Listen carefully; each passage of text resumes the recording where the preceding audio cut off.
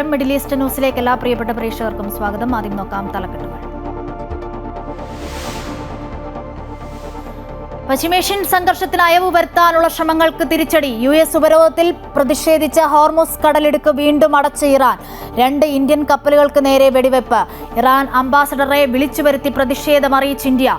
Indian കപ്പലുകൾക്ക് insurance guarantee നൽകാൻ കേന്ദ്ര മന്ത്രിസഭാ യോഗത്തിൽ തീരുമാനം. വനിതാ സംവരണ ബില്ലിനെ പിന്തുണയ്ക്കാത്തതിലൂടെ പ്രതിപക്ഷം തെറ്റ് ചെയ്തുവെന്നും പ്രത്യാഘാതങ്ങൾ നേരിടേണ്ടി വരുമെന്നും പ്രധാനമന്ത്രി നരേന്ദ്രമോദി. രാജ്യത്തെ സ്ത്രീകളോട് മാപ്പു ചോദിക്കുന്നുവെന്ന് പ്രധാനമന്ത്രി. ബില്ലിന്റെ പേരിൽ ശ്രമിച്ചത് മണ്ഡല പുനർനിർണയത്തിനെന്നും BJPയുടെ രാഷ്ട്രീയ ഗൂഢനീക്കം പുറത്തായെന്നും പ്രിയങ്ക ഗാന്ധി. രാജ്യത്തെ സ്ത്രീകളുടെ രോഷം കോൺഗ്രസ് പാർട്ടിയും പ്രതിപക്ഷവും നേരിടേണ്ടി വരുമെന്ന് കേന്ദ്രമന്ത്രി കിരൺ റിജിജു. പ്രതിപക്ഷത്തിനെതിരെ BJP പ്രവർത്തകരുടെ രാജ്യവ്യാപക പ്രതിഷേധം. രാഹുൽ ഗാന്ധിയുടെ വസതിയിലേക്ക് മഹിളാ മോർച്ച മാർച്ച്. പാർലമെന്റ് അനിശ്ചിതകാലത്തേക്ക് പിരിഞ്ഞു.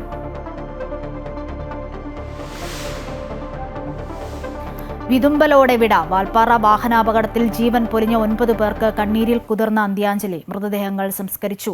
പാങ്ങ അമ്പലപ്പറമ്പ് ഹയർ സെക്കൻഡറി സ്കൂളിൽ അവസാനമായി ഒരു നോക്ക് കാണാനെത്തിയത് ആയിരങ്ങൾ. പരിക്കേറ്റ 11-കാരി പെരിന്തൽമണ്ണ ആശുപത്രിയിൽ. ഗുരുതരാവസ്ഥയിലുള്ള 3 പേർ കോയമ്പത്തൂർ മെഡിക്കൽ കോളേജിൽ ചികിത്സയിൽ. അഗാധ ദുഃഖമറിയിച്ച് രാഷ്ട്രപതി ദ്രൗപദി മുർമു.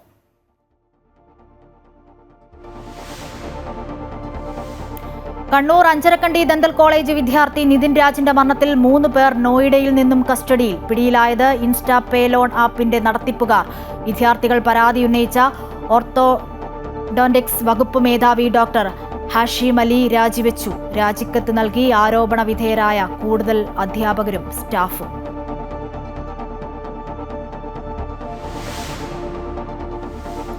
വേനൽ ചൂടിൽ വെന്തുരുകി കേരളം. പാലക്കാടിനു പിന്നാലെ മറ്റ് ജില്ലകളിലും താപനില 40 ഡിഗ്രിയിലേക്ക്. സംസ്ഥാനത്ത് ഹീറ്റ് സ്ട്രോക്ക് ക്ലിനിക്കുകൾ പ്രവർത്തനം തുടങ്ങി. റെക്കോർഡ് ഭേദിച്ച് സംസ്ഥാനത്തെ വൈദ്യുതി ഉപഭോഗം. ഇന്നലെ ഉപയോഗിച്ചത് 116.11 ദശലക്ഷം യൂണിറ്റ്.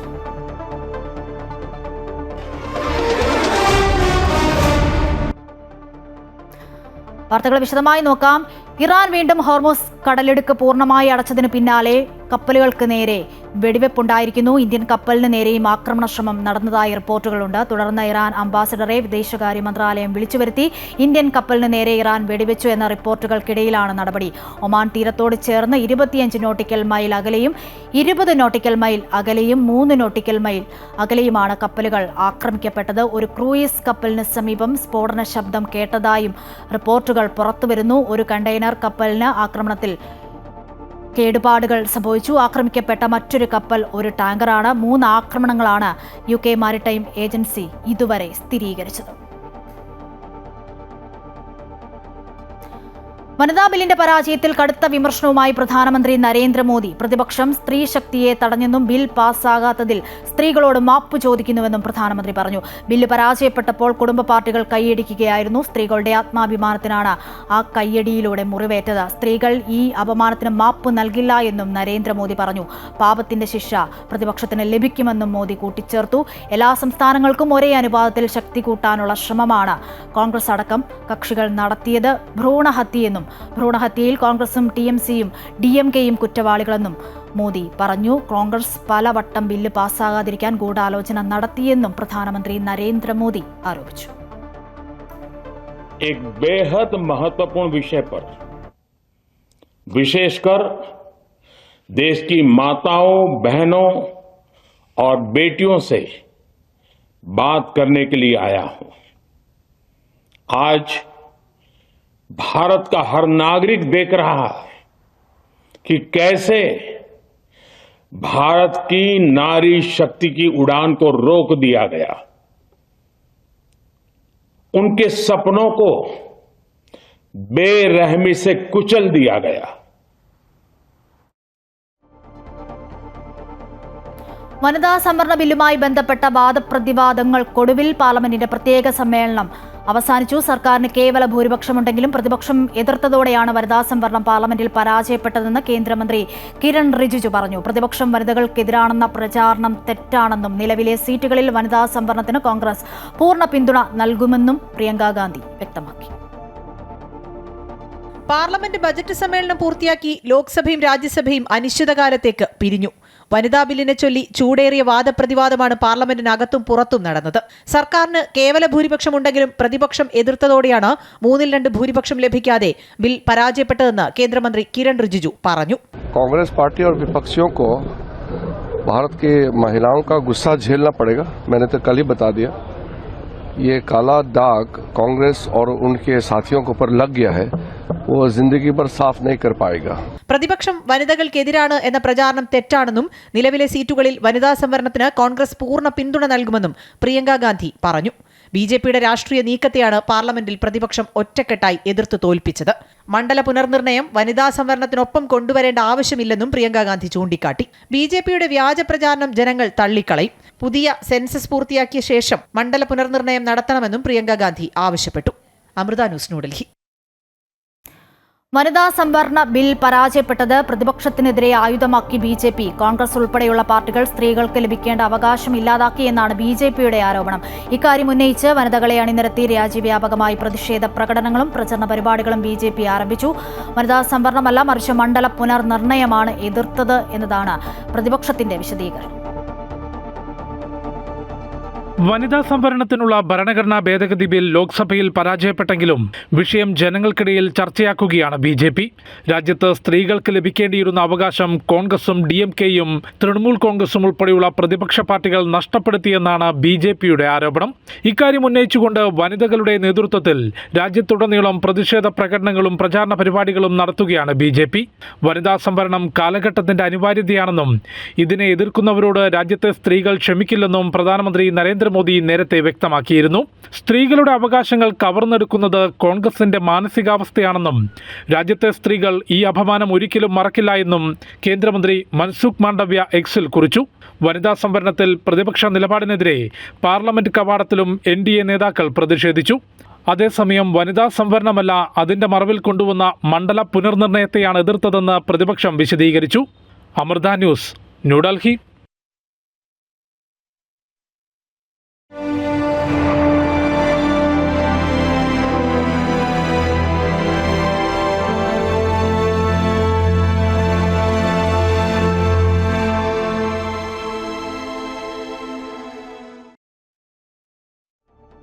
വാൽപ്പാറ അപകടത്തിൽ മരിച്ചവർക്ക് നാടിന്റെ അന്ത്യാഞ്ജലി. രാവിലെ നാട്ടിലെത്തിച്ച മരണപ്പെട്ട 9 പേരുടെയും മൃതദേഹങ്ങൾ പാങ് ഹയർ സെക്കൻഡറി സ്കൂളിൽ നടന്ന പൊതുദർശനത്തിന് ശേഷമാണ് വിവിധയിടങ്ങളിൽ സംസ്കരിച്ചത്. ആയിരങ്ങൾ പൊതുദർശനത്തിൽ പങ്കെടുത്തു. അധ്യാപകരടക്കമുള്ള തങ്ങളുടെ പ്രിയപ്പെട്ടവർക്ക് അത്രമേൽ വൈകാരികമായ യാത്രയയപ്പാണ് ഒരു നാട് നൽകിയത്.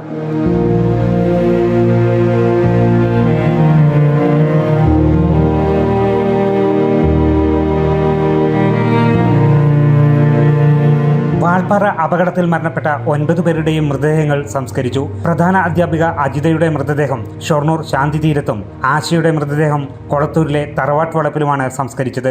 അധ്യാപകനായ മജീദ്, ഭാര്യ റുഖിയ എന്നിവരുടെ മൃതദേഹങ്ങൾ പാങ് മാട്ടത്ത് ജുമാ മസ്ജിദിലും അധ്യാപികമാരായ റംല, ഷക്കീല, പാചകത്തൊഴിലാളി സാജിദ എന്നിവരുടെ മൃതദേഹങ്ങൾ പാങ് വലിയ ജുമാ മസ്ജിദിലും അധ്യാപിക സുഹറയുടെയും മകൻ ഹാഷിമിന്റെയും മൃതദേഹം ഈസ്റ്റ് പാങ് ജുമാ മസ്ജിദിലുമാണ് സംസ്കരിച്ചത്. പോസ്റ്റ്മോർട്ടം നടപടികൾ ഇന്നലെ രാത്രി തന്നെ പൂർത്തിയാക്കി പുലർച്ചെ 9 മണിയോടെ മൃതദേഹങ്ങൾ പാങ് ഗവൺമെന്റ് ഹയർ സെക്കൻഡറി സ്കൂളിൽ പൊതുദർശനത്തിനായി എത്തിച്ചു. പ്രിയപ്പെട്ടവരെ ഒരു നോക്കു കാണാനായി വൻ ജനാവലിയാണ് ഒഴുകിയെത്തിയത്. മരണപ്പെട്ട അധ്യാപകൻ പഠിപ്പിച്ചിരുന്ന GLP സ്കൂളിലെ വിദ്യാർത്ഥികളും സഹപ്രവർത്തകരും ആദ്യം അന്ത്യാഞ്ജലി അർപ്പിച്ചു. ഇന്നലെ വരെ ഒരുമിച്ചുണ്ടായിരുന്നവർ ഇന്ന് കൂടെയില്ല എന്നത് വിശ്വസിക്കാനാകാത്ത അവസ്ഥയിലായിരുന്നു സഹപ്രവർത്തകരും വിദ്യാർത്ഥികളും. ഒരു വീട്ടിൽ എങ്ങനെ കഴിയുന്നു അതുപോലെ നല്ല ബന്ധത്തിലാണ് ഞങ്ങളുടെ സ്കൂളിൽ. അല്ല മറ്റു വേറെ പ്രശ്നങ്ങളൊന്നുമില്ല. അങ്ങനത്തെ ഒന്നും ചിന്തിക്കേ വേണ്ട. ഞങ്ങൾ നല്ല കുടുംബം.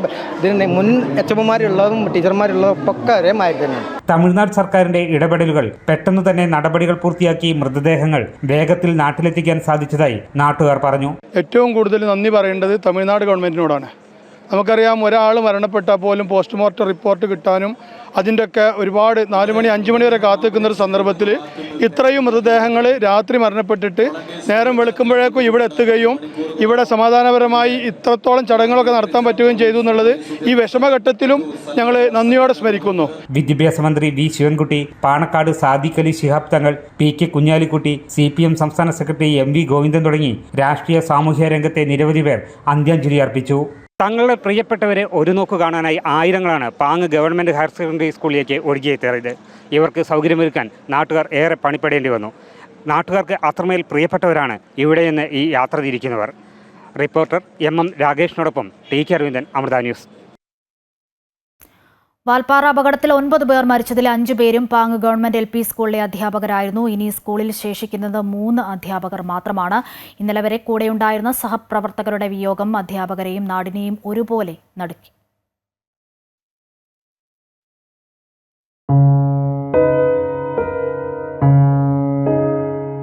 വിനോദയാത്ര, സ്കൂളിലെ വാർഷികാഘോഷം എന്നുവേണ്ട എന്തിനും ഏതിനും ഒപ്പം നിന്ന സഹപ്രവർത്തകരുടെ വിയോഗം ഇപ്പോഴും ഇവർക്ക് വിശ്വസിക്കാനായിട്ടില്ല. ഞാനാണ് സുഖമില്ല, ഇന്നിപ്പോൾ ഡോക്ടറെ കാണാൻ പോകേണ്ട ദിവസമാണല്ലോ, അപ്പോൾ അവരൊക്കെ പറഞ്ഞെന്നാൽ ടീച്ചർ പോയിക്കോളെന്ന് പറഞ്ഞു. അങ്ങനെ ഞാൻ ഞങ്ങളെല്ലാവരും പോയി വരി എന്നൊക്കെ പറഞ്ഞതാണ്. മിനിഞ്ഞാന്ന് ഒക്കെ പറഞ്ഞ് പോയതായിരുന്നു. എല്ലാവരും ഒരു കുടുംബം പോലെ കഴിയണവരാണ്. പക്ഷെ ഞാനും ഈ ടീച്ചറോട് പറഞ്ഞ് നമ്മൾക്ക് ഇനി അടുത്ത ടൂറിന് പോവാം. എന്നിട്ട് ഹസൻ ടീച്ചർ അജ്ജിന് പോവല്ലേ, അപ്പോൾ ഞങ്ങൾ ആ ഭാഗത്തേക്ക് ഞങ്ങൾ മാത്രമേ ഉള്ളൂ. ഞങ്ങൾ 3 ആൾ ഒരു വണ്ടിയിൽ പോയതാണ്. അപ്പോൾ അങ്ങനെ ഒരുമിച്ച് ഞങ്ങൾ 3 ആളും ഒപ്പം പോവാറുള്ളത്. അപ്പോൾ എന്നാൽ ഈ അടുത്ത ടൂറിന് നമുക്ക് പോവാമെന്ന് പറഞ്ഞ് നിർത്തിയതാണ്. അല്ലെങ്കിൽ ഞാൻ പോയിട്ടുണ്ടാവും ഞങ്ങൾ 2 ആളും. റസീന, യശോദ, ഹസ്നത്ത് എന്നീ 3 അധ്യാപകരാണിപ്പോൾ ഗവൺമെന്റ് LP സ്കൂളിൽ ശേഷിക്കുന്നത്. ഞാൻ എല്ലാ വർഷവും പോകുന്നത് തന്നെയാണ്. ഞങ്ങൾ ഹജ്ജിന് പോകാനുള്ള ഉദ്ദേശമുണ്ട്, അതുകൊണ്ടാണ് പോകാതിരുന്നത്. ഞങ്ങളൊരു കുടുംബം പോലെ കഴിയുന്ന ഒരു സ്കൂളാണ്. അതുകൊണ്ടാണ് ബസ് ഡ്രൈവർ വരെ അതിൽ പോയിക്കുന്നത്. ബസ് ഡ്രൈവർ ആണെങ്കിലും ഇനിയിപ്പം ഞങ്ങളെ കുക്ക്, സാജി ഒക്കെ ടീച്ചർമാരെ പോലെ എല്ലാവരും ഒരേപോലെയാണ്. ഞാൻ പോകാൻ വിചാരിച്ചു തന്നെ ഇരുന്നു. പക്ഷേ ഈ ടീച്ചർ സുഖമില്ലാതായിട്ട് ഇല്ല. അപ്പം നമുക്ക് ഇനി അടുത്ത വർഷം പോവാം, ഈ വർഷം ഒന്നും പോകണ്ടെന്ന് പറഞ്ഞാൽ അങ്ങനെ ഒരു ചെറിയൊരു മനംമാറ്റം വന്നു. പ്രധാന അധ്യാപിക അജിതയെ കൂടാതെ റംല, സുഹറ, മജീദ്, ആശ എന്നീ അധ്യാപകരും പാചകത്തൊഴിലാളി സാജിദയും അപകടത്തിൽപ്പെട്ടതിന്റെ ഞെട്ടലിലാണ് ഇപ്പോഴും ഇവർ. കാഴ്ചാ പരിമിതിയുള്ള മജീദിന്റെ സഹായത്തിനായാണ് ഭാര്യ റുക്കിയ യാത്രയിലൊപ്പം ചേർന്നത്. സുഹറ ടീച്ചറുടെ മകൻ ഇഷാന്റെയും റുക്കിയുടെയും വേർപാട് താങ്ങാവുന്നതിനും അപ്പുറത്തെ നോവായി. റംല ടീച്ചറേയും പിന്നെ വേറെ സാജിദാറിനെ കുട്ടി ഞങ്ങൾ അയൽവാസിയാണ്. വെക്കേഷന് പൂട്ടുമ്പോൾ ഇതിൻ്റെ സ്കൂളിൻ്റെ വാർഷികം കഴിച്ചിട്ടാണ് എല്ലാവരും പിരിഞ്ഞു പോയത്. എന്നിട്ട് ഒരു ടൂർ ഇങ്ങനെ പ്ലാനിങ് ഉണ്ടായിരുന്നു. പക്ഷേ ഈ നാട്ടിൽ അത് കാര്യമായിട്ട് ആരും അറിഞ്ഞിട്ടുണ്ടായിരുന്നില്ല. അച്ഛങ്ങനെ സംഭവം ഉണ്ട്. അതിനോട് ചെന്ന് നോക്കുമ്പോൾ ഞങ്ങൾ സ്കൂളിൽ അധ്യാപകരാണ്. അങ്ങനെ ഞാൻ ഫോണിലെടുത്ത് വിളിച്ചൊക്കെ എല്ലാം നോക്കി, ആരും കിട്ടത്തില്ല. അവസാനം ഞാൻ സ്കൂളിൽ എല്ലാവരും നാട്ടുകാരെല്ലാവരും വന്നിട്ട് പോലീസുകാരൊക്കെ വന്നിട്ട് പറഞ്ഞ ചാനലുകാരെല്ലാം വന്നിട്ടുണ്ടായി. അവിടെ ഞാൻ വീട്ടിൽ നിന്ന് ഓടി ഇവിടെ വന്നു. അവിടെ വന്ന് നോക്കിയപ്പോൾ എല്ലാം വിശദമായ വിവരങ്ങൾ അറിഞ്ഞു. സ്കൂളിലെ അധ്യാപകരുടെ ഒന്നിച്ചുള്ള വിടവാങ്ങൽ കുട്ടികളിൽ വലിയ മാനസികാഘാതമുണ്ടാക്കുമെന്ന് തിരിച്ചറിഞ്ഞ് കൗൺസിലിംഗ് ഉൾപ്പെടെ നൽകാൻ വിദ്യാഭ്യാസ വകുപ്പ് തീരുമാനിച്ചിട്ടുണ്ട്. സാജിദയുടെ 11 വയസ്സുള്ള മകൻ ഷഹദീൻ, യാത്രയിലൊപ്പമുണ്ടായിരുന്ന മരണപ്പെട്ട തൊട്ടടുത്ത UP സ്കൂളിലെ അധ്യാപിക ഷക്കീലയുടെ 10 വയസ്സുള്ള മകൾ മസിൻ, സ്കൂൾ ഡ്രൈവർ നൌഷാദ്, ട്രാവലറിന്റെ ഡ്രൈവർ മുഹമ്മദ് ഹഫീസ് എന്നിവർ ആശുപത്രിയിൽ ഇപ്പോഴും ചികിത്സയിലാണ്. 160ഓളം വിദ്യാർത്ഥികൾ അടങ്ങുന്ന ഈ സ്കൂളിൽ ഇനി ശേഷിക്കുന്നത് 3 അധ്യാപികമാർ മാത്രമാണ്. ഈ മാനസികാഘാതത്തിൽ നിന്നും വിദ്യാർത്ഥികളും അധ്യാപികമാരും മോചിതരാവാൻ സമയമെടുക്കും. MM Rakesh, Amrita news, Malappuram. വാൽപ്പാറയിലെ വാഹനാപകടത്തിൽ 9 പേരുടെ ജീവൻ നഷ്ടപ്പെട്ടതിൽ അഗാധമായ ദുഃഖം രേഖപ്പെടുത്തി രാഷ്ട്രപതി ദ്രൗപദി മുർമു. മരിച്ചവരുടെ കുടുംബങ്ങൾക്ക് ഹൃദയംഗമായ അനുശോചനം അറിയിക്കുകയും പരിക്കേറ്റവർ വേഗത്തിൽ സുഖം പ്രാപിക്കാൻ പ്രാർത്ഥിക്കുകയും ചെയ്യുന്നുവെന്ന് അനുശോചന സന്ദേശത്തിൽ രാഷ്ട്രപതി അറിയിച്ചു. വാൽപ്പാറ അപകടത്തിൽ മരിച്ചവരുടെ ആശ്രിതർക്ക് സർക്കാർ നഷ്ടപരിഹാരം നൽകണമെന്ന് പ്രതിപക്ഷ നേതാവ് VD സതീശൻ. ഓരോ കുടുംബത്തിന്റെയും പ്രത്യേക സാഹചര്യം പരിശോധിച്ച് സഹായം നൽകണം. അപകടത്തിൽ പരിക്കേറ്റവർക്കും സഹായം നൽകണം. ചെയ്യാൻ പറ്റുന്ന സഹായങ്ങൾ ഞങ്ങളും ചെയ്യുമെന്നും VD സതീശൻ പറഞ്ഞു. വാൽപ്പാറയിൽ മരിച്ചവരുടെ വീടുകൾ സന്ദർശിച്ച ശേഷം മലപ്പുറത്ത് പ്രതികരിക്കുകയായിരുന്നു പ്രതിപക്ഷ നേതാവ്. അദ്ദേഹം ബ്ലൈൻഡ് അസോസിയേഷൻ്റെ സെക്രട്ടറി ആയിരുന്നു. അദ്ദേഹത്തിൻ്റെ 2 സഹോദരിമാർ ബ്ലൈൻഡാണ്. ആ കുടുംബത്തെ നോക്കുന്ന അദ്ദേഹമാണ്. അതെല്ലാം പ്രത്യേകമായി പരിഗണിച്ച് ഓരോ കേസും പ്രത്യേകമായി നോക്കി അവരെല്ലാം കുടുംബത്തെ സഹായിക്കാൻ വേണ്ടിയിട്ടുള്ള കാര്യങ്ങൾ കൂടി ചെയ്യണം. അതിന് തീർച്ചയായിട്ടും ഞങ്ങൾ കൂടി അക്കാര്യത്തിൽ മുൻകൈയെടുക്കും. ഉറപ്പായിട്ട് ബഹുമാനപ്പെട്ട MLAയും എല്ലാവരോട്ടും ആലോചിച്ചിട്ട് ഞങ്ങളും ഞങ്ങളുടെ പരിമിതിയിൽ നിന്നുകൊണ്ടുള്ള പരമാവധി കാര്യങ്ങൾ ചെയ്തു കൊടുക്കാൻ വേണ്ടി ശ്രമിക്കുക. കാര്യത്തിൽ എല്ലാ ചികിത്സയും സൗജന്യമായി ചെയ്തു കൊടുക്കണം എന്നുള്ളതാണ്. ബാക്കിയുള്ള ഏത് സഹായം വേണമെങ്കിലും അത് ചെയ്യുന്നതിന് വേണ്ടിയിട്ടുള്ള ശ്രമം ഞങ്ങളുടെ ഭാഗത്തുനിന്ന്. UAE president Sheikh Mohamed bin Zayed Al Nahyan Fujairah പോർട്ടിൽ സന്ദർശനം നടത്തി. UAE സുപ്രീം കൗൺസിൽ അംഗവും ഫുജറ ഭരണാധികാരിയുമായ Sheikh Hamad bin Mohammed Al ഷർഹിയുമായും അദ്ദേഹം കൂടിക്കാഴ്ച നടത്തി. ഇരു നേതാക്കളും ഒരുമിച്ചാണ് ഫുജറ പോർട്ടിലെ പ്രവർത്തനങ്ങൾ വിലയിരുത്തിയത്. രാജ്യത്തിന്റെ സാമ്പത്തിക മേഖലയ്ക്കും അന്താരാഷ്ട്ര ഊർജ്ജ വിപണിക്കും ഫുജറ പോർട്ടിന്റെ സംഭാവന സുപ്രധാനമാണെന്ന് ഇരു നേതാക്കളും വ്യക്തമാക്കി. ഫുജറ കിരീടാവകാശി Sheikh Hamad bin Mohammed Al Sharqi, presidential court deputy chairman Sheikh Theyab bin Mohamed bin Zayed Al Nahyan ഉൾപ്പെടെയുള്ള പ്രമുഖരും അനുഗമിച്ചു. കുവൈറ്റിൽ ചൂടുള്ള കാലാവസ്ഥ തുടരുമെന്നും രാത്രികാലങ്ങളിൽ അന്തരീക്ഷം ശാന്തമായിരിക്കുമെന്നും കാലാവസ്ഥാ നിരീക്ഷണ കേന്ദ്രം അറിയിച്ചു. കൂടാതെ അടുത്ത ബുധനാഴ്ച വരെ രാജ്യത്തിന്റെ വിവിധ ഭാഗങ്ങളിൽ ഇടിമിന്നലോടുകൂടിയ മഴയ്ക്ക് സാധ്യതയുണ്ടെന്നും കാലാവസ്ഥാ നിരീക്ഷണ കേന്ദ്രം മുന്നറിയിപ്പ് നൽകുന്നു. നാളെ രാത്രി മുതൽ മഴ പെയ്തു തുടങ്ങും. ചിലയിടങ്ങളിൽ നേരിയ മഴയും മറ്റു ചിലയിടങ്ങളിൽ ഇടിമിന്നലോടുകൂടിയ ഇടത്തരം മഴയുമാണ് പ്രതീക്ഷിക്കുന്നത്.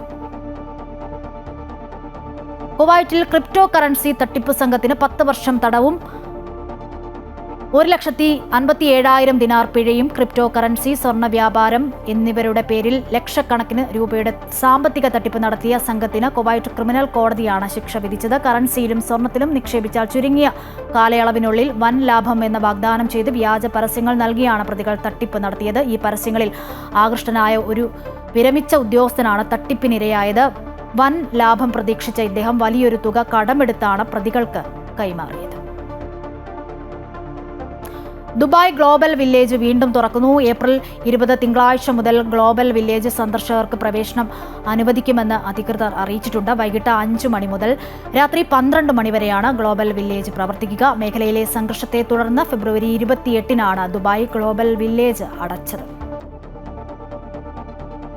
കുവൈറ്റിലെ സബാഹ അൽ അഹമ്മദ് സിറ്റിയിലെ വർദ്ധിച്ചുവരുന്ന ജനസംഖ്യയെ മുൻനിർത്തി 7 പുതിയ സ്കൂളുകൾ നിർമ്മിക്കുന്നു. കിൻഡർ ഗാർഡൻ മുതൽ സെക്കൻഡറി തലത്തിലുള്ള വിദ്യാഭ്യാസ സൗകര്യങ്ങൾ ഉൾക്കൊള്ളുന്ന രീതിയിൽ ആൺകുട്ടികൾക്കും പെൺകുട്ടികൾക്കും പ്രത്യേകം സ്കൂളുകളായിരിക്കും ഇവ. മുനിസിപ്പാലിറ്റിയിൽ നിന്നും ഭൂമി ഏറ്റെടുക്കുന്ന നടപടികൾ പൂർത്തിയായതായി വിദ്യാഭ്യാസ മന്ത്രാലയം അറിയിച്ചിട്ടുണ്ട്. കൂടാതെ ആധുനിക നിലവാരമുള്ള കെട്ടിട ഡിസൈനുകൾ തയ്യാറാക്കുന്നതിനായി എഞ്ചിനീയറിംഗ് ടീമിന് ചുമതല നൽകി. പൊതു ടെൻഡർ നിയമം പ്രകാരമായിരിക്കും നിർമ്മാണ കരാറുകൾ നൽകുക. പുതിയ സ്കൂളുകൾ യാഥാർത്ഥ്യമാകുന്നതോടെ പ്രദേശത്തെ കുടുംബങ്ങൾക്ക് വിദ്യാഭ്യാസ സൗകര്യങ്ങളിൽ വലിയ ആശ്വാസമാകും. ഈ വർഷത്തെ ഹജ്ജ് കർമ്മം നിർവഹിക്കുന്നതിനായി ഇന്ത്യയിൽ നിന്നുമുള്ള ആദ്യ തീർത്ഥാടക സംഘം സൗദി അറേബ്യയിൽ എത്തിച്ചേർന്നു. മദീനയിലെ prince Mohammed bin Abdul Aziz അന്താരാഷ്ട്ര വിമാനത്താവളത്തിലെത്തിയ സംഘത്തെ സൗദി ഹജ്ജ് ഉംറ മന്ത്രാലയ പ്രതിനിധികളും ഇന്ത്യൻ ഉദ്യോഗസ്ഥരും ചേർന്ന് സ്വീകരിച്ചു. സൗദി ഹജ്ജ് ഉംറ മന്ത്രാലയ ഡെപ്യൂട്ടി മന്ത്രിമാർ, Indian ambassador doctor Suhail Ajaz Khan, Jeddah Indian consul general Fahad Ahmed Kansoori, ഹജ്ജ് മിഷൻ ഉദ്യോഗസ്ഥർ എന്നിവർ ചേർന്നാണ് മദീനയിലെ അന്താരാഷ്ട്ര വിമാനത്താവളത്തിൽ ഹജ്ജ് തീർത്ഥാടകരെ വരവേറ്റത്. സ്വാഗതഗാനങ്ങൾ ആലപിച്ചും സംസം തീർത്ഥവും ഈത്തപ്പഴവും നൽകിയുമാണ് മദീന ഹജ്ജ് ടെർമിനലിൽ തീർത്ഥാടകർക്ക് ഊഷ്മള സ്വീകരണം നൽകിയത്. KMCC, വിഖായ, ICF തുടങ്ങിയ വിവിധ സംഘടനകളുടെ സന്നദ്ധ പ്രവർത്തകരും ഹാജിമാർക്ക് സഹായമായി രംഗത്തുണ്ട്. ആദ്യ ദിനം 10 വിമാനങ്ങളിലായി ആകെ 3860 തീർത്ഥാടകരാണ് ഇന്ത്യയിൽ നിന്ന് മദീനയിലെത്തുന്നത്. Group of the Hajj pilgrims from India. They are coming from Mumbai, and today we are expecting overall 10 flights from various embarkation points in India. മുംബൈയിൽ നിന്നുള്ള 402 തീർത്ഥാടകരാണ് ആദ്യ സംഘത്തിലുണ്ടായിരുന്നത്. We'll have additional features for the safety and comfort, and of course for an enhanced experience for the pilgrims. കേരളത്തിൽ നിന്നുള്ള ഹാജിമാരുടെ ആദ്യ സംഘം കോഴിക്കോട് നിന്ന് ജിദ്ദയിലേക്കാണ് എത്തുന്നത്. കൊച്ചിയിൽ നിന്നുള്ള ആദ്യ സംഘം, കൊച്ചിയിൽ നിന്നുള്ള ആദ്യ വിമാനം ഏപ്രിൽ 30-ന് പുറപ്പെടും. സ്വകാര്യ ഗ്രൂപ്പുകൾ വഴി എത്തുന്ന മലയാളി തീർത്ഥാടകരുടെ ആദ്യ സംഘം ഇന്ന് വൈകുന്നേരത്തോടെ ജിദ്ദയിലെത്തും. സുൽഫിഖ്രോദായ്, അമൃത ന്യൂസ്, ജിദ്ദ. സൗദി അറേബ്യയിൽ വിസിറ്റിംഗ് വിസയും ഉംറ വിസയും ഉപയോഗിച്ച് എത്തിയവർക്കുള്ള അവസാന തീയതിയായ ഏപ്രിൽ 18 കഴിഞ്ഞതോടെ ആയിരക്കണക്കിന് ആളുകൾ രാജ്യത്ത് നിന്നും മടങ്ങാനാകാതെ പ്രതിസന്ധിയിലായി. വിസ കാലാവധി അവസാനിച്ചിട്ടും പലർക്കും യാത്ര ചെയ്യാൻ കഴിയാത്തതിനാൽ എന്ത് ചെയ്യണമെന്നറിയാതെ ജവാസാത്ത് ഓഫീസുകളിൽ ആളുകൾ കയറിയിറങ്ങുന്ന കാഴ്ചയാണ് ഇപ്പോൾ കാണാൻ കഴിയുന്നത്. ഇന്ത്യ ഉൾപ്പെടെയുള്ള വിവിധ രാജ്യങ്ങളിലേക്ക് കൃത്യമായ വിമാന സർവീസുകൾ ലഭ്യമല്ലാത്തതും പ്രധാന കാരണമായി അറിയുന്നു. നിലവിലുള്ള ചാർട്ടേഡ് വിമാനങ്ങളുടെയും മറ്റ് വിമാന കമ്പനികളുടെയും ടിക്കറ്റ് നിരക്കുകൾ വളരെ ഉയർന്നതിനാൽ സാധാരണ പ്രവാസികൾക്ക് അത് താങ്ങാനാകുന്നുമില്ല. കുടുംബങ്ങളോടൊപ്പം എത്തിയവർ, പ്രത്യേകിച്ച് സ്ത്രീകളും കുട്ടികളും ഉൾപ്പെടെ മടങ്ങാൻ ആവശ്യമായ വൻ തുക കണ്ടെത്താൻ കഴിയാത്ത അവസ്ഥയിലാണ്. ടിക്കറ്റ് നിരക്കുകൾ കുറച്ച് ഏതെങ്കിലും രാജ്യത്തിലെ എയർപോർട്ടുകളിലേക്കെങ്കിലും എത്തിച്ചേരാൻ കഴിയണമെന്നാണ് പലരും ആവശ്യപ്പെടുന്നത്. Gulf Malayali federation chairman Rafi Pangode ഈ പ്രത്യേക സാഹചര്യം പരിഗണിച്ച് വിസ കാലാവധി നീട്ടുന്നതിനായി സൗദി ജവാസാത്ത് ഡയറക്ടറെ നേരിൽ കാണാൻ തീരുമാനിച്ചിട്ടുണ്ട്. ഞായറാഴ്ച കൂടിക്കാഴ്ച നടക്കുമെന്നാണ് പുറത്തുവരുന്ന വിവരം. പശ്ചിമേഷ്യയിലുണ്ടായ സംഘർഷാവസ്ഥയെ തുടർന്നുണ്ടായ വിമാന സർവീസ് തടസ്സങ്ങളും നിലവിലെ പ്രതിസന്ധിക്ക് കാരണമായതായി ചൂണ്ടിക്കാട്ടുന്നു. കണ്ണൂർ അഞ്ചരക്കണ്ടി ദന്തൽ കോളേജിലെ 1ാം വർഷ BDS വിദ്യാർത്ഥി നിതിൻ രാജിന്റെ മരണത്തിൽ ലോൺ ആപ്പ് നടത്തിപ്പുകാർ പിടിയിൽ. നിതിനെയും കോളേജിലെ ടീച്ചറെയും ഭീഷണിപ്പെടുത്തി പണം തിരികെ അടയ്ക്കാൻ ശ്രമിച്ച ഇൻസ്റ്റാപേ ലോൺ ആപ്പിന്റെ നടത്തിപ്പുകാരെയാണ് പോലീസ് അറസ്റ്റ് ചെയ്തത്. അതേസമയം കോളേജിലെ ആരോപണ വിധേയനായ മറ്റൊരു അധ്യാപകൻ രാജിവെച്ചു. കൂടാതെ നിതിനെ കോളേജ് പ്രിൻസിപ്പൽ ശകാരിക്കുന്ന ദൃശ്യങ്ങളും പുറത്തുവന്നു. നിതിനെയും കോളേജിലെ ടീച്ചറെയും നിരന്തരം ഭീഷണിപ്പെടുത്തി പണം തിരികെ അടപ്പിക്കാൻ ശ്രമിച്ച ഇൻസ്റ്റാപേ ലോൺ ആപ്പിന്റെ നടത്തിപ്പുകാരെയാണ് പോലീസ് അറസ്റ്റ് ചെയ്തത്. ഗസിയാബാദ് സ്വദേശി ഋഷികേശ് തിവാരി, ഉത്തർപ്രദേശ് സ്വദേശി പ്രശാന്ത് ഖേവൽ, ഫരീദാബാദ് സ്വദേശിയായ പ്രകാശ് ജെ എന്നിവരെയാണ് Kannur city cyber crime police നോയിഡയിൽ നിന്ന് പിടികൂടിയത്. സിം കാർഡ് അടക്കമുള്ള ഉപകരണങ്ങളും ഇവരിൽ നിന്ന് കണ്ടെടുത്തു.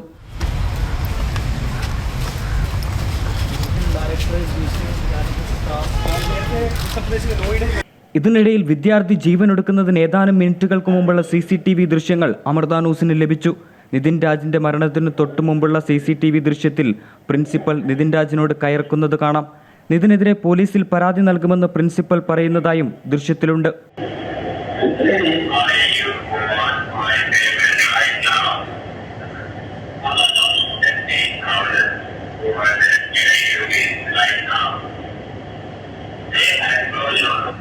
വിദ്യാർത്ഥികൾ പരാതി നൽകിയ ഓർത്തഡോണ്ടിക്സ് വകുപ്പ് മേധാവി ഡോക്ടർ ഹാഷിം അലി രാജിവെച്ചു. ആരോപണ വിധേയരായ കൂടുതൽ അധ്യാപകരും ജീവനക്കാരും രാജിക്കൊരുങ്ങുന്നുവെന്നാണ് ലഭിക്കുന്ന വിവരം. ആരോഗ്യ സർവകലാശാല അധികൃതർ ഇന്നും കോളേജിലെത്തി തെളിവെടുപ്പ് നടത്തി. ലോൺ ആപ്പുമായി ബന്ധപ്പെട്ട പ്രശ്നങ്ങളും സ്ഥാപനത്തിലെ പീഡനവുമാണ് ആത്മഹത്യയിലേക്ക് നയിച്ച കാരണങ്ങളെന്നാണ് പോലീസിന്റെ കണ്ടെത്തൽ. Joseph Augustine, Amrita news, Kannur.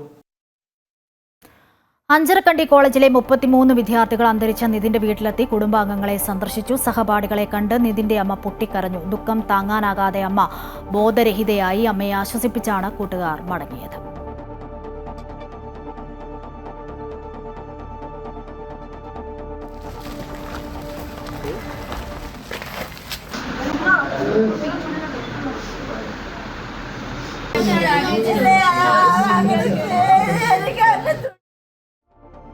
UAEയിൽ school bus സർവീസുകൾ ഏപ്രിൽ 20 മുതൽ പുനരാരംഭിക്കും. വിദ്യാഭ്യാസ മന്ത്രാലയവും വിവിധ വകുപ്പുകളും national emergency and crisis management അതോറിറ്റിയും സംയുക്തമായി നടത്തിയ അവലോകനത്തിന് ശേഷമാണ് ഇക്കാര്യം അറിയിച്ചത്. നേരത്തെ ഏപ്രിൽ 20 മുതൽ വിദ്യാഭ്യാസ സ്ഥാപനങ്ങൾ നേരിട്ടുള്ള പഠന രീതിയിലേക്ക് മാറുമെന്ന് UAE വിദ്യാഭ്യാസ മന്ത്രാലയം അറിയിച്ചിരുന്നു.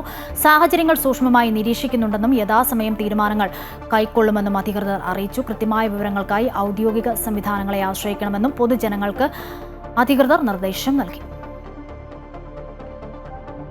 സംസ്ഥാനത്ത് ചൂട് റെക്കോർഡിലേക്ക്. പാലക്കാട് 40 ഡിഗ്രി ചൂടിലേക്ക് എത്തി. ദിവസങ്ങളാകുമ്പോൾ മറ്റ് ജില്ലകളിലേക്കും ചൂട് 40 ഡിഗ്രിയിലേക്ക് എത്തുകയാണ്. ഇടുക്കി മുതൽ തെക്കൻ ജില്ലകളിൽ ഒറ്റപ്പെട്ട മഴയ്ക്കും സാധ്യതയെന്ന് കാലാവസ്ഥാ നിരീക്ഷണ കേന്ദ്രം അറിയിച്ചു. സംസ്ഥാനത്ത് കഴിഞ്ഞ ഏതാനും ദിവസമായി ചൂട് വർദ്ധിച്ചുകൊണ്ടേയിരിക്കുകയാണ്. മുൻകാലങ്ങളിൽ ചൂട് കൂടുതലായി അനുഭവപ്പെട്ടിരുന്ന പാലക്കാട് ചൂട് 40 ഡിഗ്രിയിലേക്ക് എത്തിയിട്ട് ദിവസങ്ങളായി. കൊല്ലം ജില്ലയിൽ 39 ഡിഗ്രി സെൽഷ്യസിലേക്കും കോട്ടയം ജില്ലയിൽ 38 ഡിഗ്രി സെൽഷ്യസിലേക്കും ആലപ്പുഴ, പത്തനംതിട്ട, എറണാകുളം, തൃശൂർ, മലപ്പുറം, കോഴിക്കോട്, കണ്ണൂർ, കാസർഗോഡ് ജില്ലകളിൽ 37 ഡിഗ്രി സെൽഷ്യസ് വരെയും ചൂട് ഉയർന്നേക്കാമെന്നാണ് കാലാവസ്ഥാ നിരീക്ഷണ കേന്ദ്രത്തിന്റെ മുന്നറിയിപ്പ്. പാലക്കാടിന് പിന്നാലെ പുനലൂരിലും ചൂട് 40 ഡിഗ്രിയിലേക്ക് എത്തി. തിരുവനന്തപുരം ജില്ലയിൽ ചൂട് 36 ഡിഗ്രിക്ക് മുകളിൽ എത്തുമെന്നാണ് അറിയിപ്പ്. കർശന ജാഗ്രതാ നിർദ്ദേശമാണ് പൊതുജനങ്ങൾക്ക് നൽകിയിരിക്കുന്നത്. പകൽ 11 മുതൽ വൈകിട്ട് 3 വരെ വെയിലേൽക്കാൻ പാടില്ല. ആശുപത്രികൾ കേന്ദ്രീകരിച്ച് ഹീറ്റ് സ്ട്രോക്ക് ക്ലിനിക്കുകളും ആരംഭിച്ചിട്ടുണ്ട്. ചൂട് വർദ്ധിച്ചതോടെ സംസ്ഥാനത്തെ വൈദ്യുതി ഉപഭോഗത്തിലും വർധനവ് രേഖപ്പെടുത്തി. ഇന്നലെ 11.34 കോടി യൂണിറ്റ് വൈദ്യുതിയാണ് സംസ്ഥാനത്ത് ഉപയോഗിച്ചത്. ഈ മാസത്തെ ഏറ്റവും ഉയർന്ന നിരക്കാണിത്. പീക്ക് സമയത്തെ ഉപഭോഗം 5947 മെഗാവാട്ടായി ഉയർന്നിട്ടുണ്ട്. അമൃത ന്യൂസ്, തിരുവനന്തപുരം. നിയമസഭാ തിരഞ്ഞെടുപ്പ് ഫലപ്രഖ്യാപനത്തിന് പിന്നാലെ സംസ്ഥാനത്ത് പാൽ വില വർദ്ധിപ്പിക്കാൻ ഒരുങ്ങി മിൽമ. വർധന ആവശ്യപ്പെട്ടുള്ള ബോർഡിന്റെ ശുപാർശ സർക്കാരിന്റെ പരിഗണനയിലാണ്. അതേസമയം പാൽ വില വർദ്ധിപ്പിക്കണമെന്നാവശ്യപ്പെട്ട് എറണാകുളം മേഖലാ യൂണിയൻ ഭാരവാഹികൾ മിൽമ ഭവനിലെത്തി പ്രതിഷേധിച്ചു. കഴിഞ്ഞ ബോർഡ് യോഗങ്ങളിൽ തീരുമാനിച്ച വിലവർധന പ്രാബല്യത്തിൽ വരുത്തണമെന്നാവശ്യപ്പെട്ടായിരുന്നു എറണാകുളം മേഖലാ യൂണിയൻ ഭാരവാഹികൾ പ്രതിഷേധിച്ചത്. 2 തെരഞ്ഞെടുപ്പുകൾ അടുത്തു വന്നതോടെ മാസങ്ങൾക്ക് മുൻപ് പ്രാബല്യത്തിൽ വരേണ്ട വിലവർധന നിലവിൽ വരാൻ കാലതാമസം നേരിടുകയായിരുന്നു.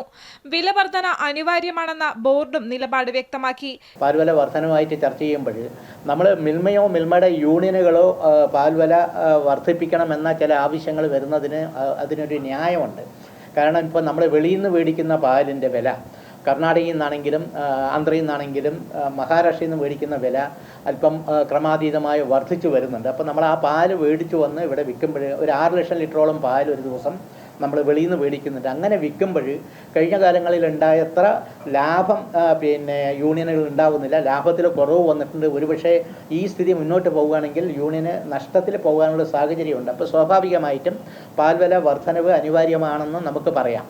എന്നാൽ പ്രതിഷേധങ്ങൾക്ക് പിന്നിൽ ദുഷ്ടലാക്കുണ്ടെന്നാണ് ആക്ഷേപം. നമ്മൾ കിട്ടുന്ന ലാഭത്തിൻ്റെ മൃഗീയ ഭാഗവും കർഷകർക്ക് തന്നെ തിരിച്ചു കൊടുക്കുമ്പോൾ ഇതിനകത്ത് വഞ്ചനയുടെ പ്രശ്നങ്ങളൊന്നുമില്ല. അപ്പോൾ വെറുതെ രാഷ്ട്രീയമായിട്ടോ അല്ലെങ്കിൽ മറ്റു പല ദുരുദ്ദേശപരമായിട്ടുള്ള ആവശ്യങ്ങൾ കൊണ്ട് മിൽമയെ അപകീർത്തിപ്പെടുത്താനായിട്ട് ഒരു വിഭാഗം ശ്രമിക്കുന്നുണ്ടെങ്കിൽ അതിന് വകവെച്ച് കൊടുക്കാനോ അംഗീകരിച്ചു കൊടുക്കാനോ മിൽമയ്ക്ക് കഴിയില്ല, അത് അംഗീകരിക്കില്ല. തിരഞ്ഞെടുപ്പ് പെരുമാറ്റച്ചട്ടം നിലനിൽക്കുന്നതിനാൽ കമ്മീഷനോടും അനുമതി തേടാനും നീക്കമുണ്ട്. 29-ന് ചേരുന്ന ബോർഡ് യോഗത്തിൽ അന്തിമ തീരുമാനം സ്വീകരിക്കും. അമൃത ന്യൂസ്, തിരുവനന്തപുരം. ഇതോടെ ഈ വാർത്താ ബുള്ളറ്റിൻ പൂർണ്ണമാകുന്നു. കൂടുതൽ വാർത്തകൾക്കായി അമൃത ന്യൂസിന്റെ യൂട്യൂബ് ചാനൽ സന്ദർശിക്കുക. നമസ്കാരം.